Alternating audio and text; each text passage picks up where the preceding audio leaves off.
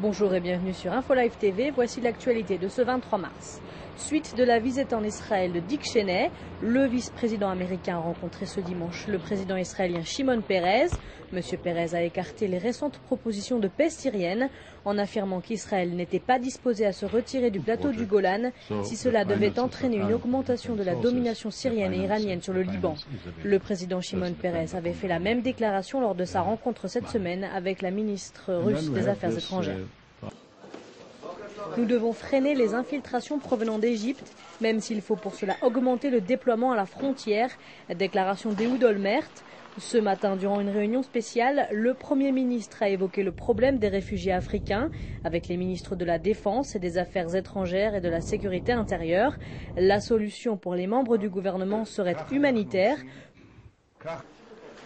Benjamin Netanyahou a rencontré le vice-président américain Dick Cheney. Le leader de l'opposition a réaffirmé ses inquiétudes face à la menace du nucléaire iranien. Évoquant Jérusalem, Benjamin Netanyahou a déclaré, je cite, « Si nous laissons Jérusalem, l'Iran et le Hamas en prendront le contrôle ».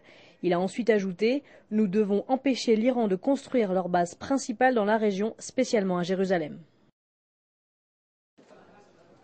Le ministre de la Défense, Ehud Barak, envisage d'alléger certaines restrictions imposées aux Palestiniens avant l'arrivée dans la région de Condoleezza Rice la semaine prochaine. En signe de bonne volonté, Israël enlèvera certains points de contrôle en Judée-Samarie et instaurera des routes spéciales pour les hommes d'affaires palestiniens.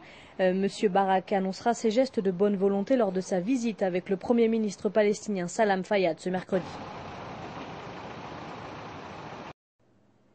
Au Liban, une foule de musulmans chiites se sont réunis aujourd'hui devant la tombe d'Imad Mournier à Beyrouth à l'occasion du 40e jour de deuil.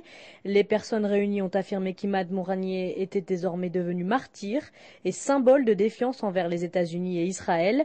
Une manifestation de grande ampleur se tiendra demain à Beyrouth, à l'occasion de laquelle le chef du Hezbollah, Hassan Nasrallah, prononcera une allocution.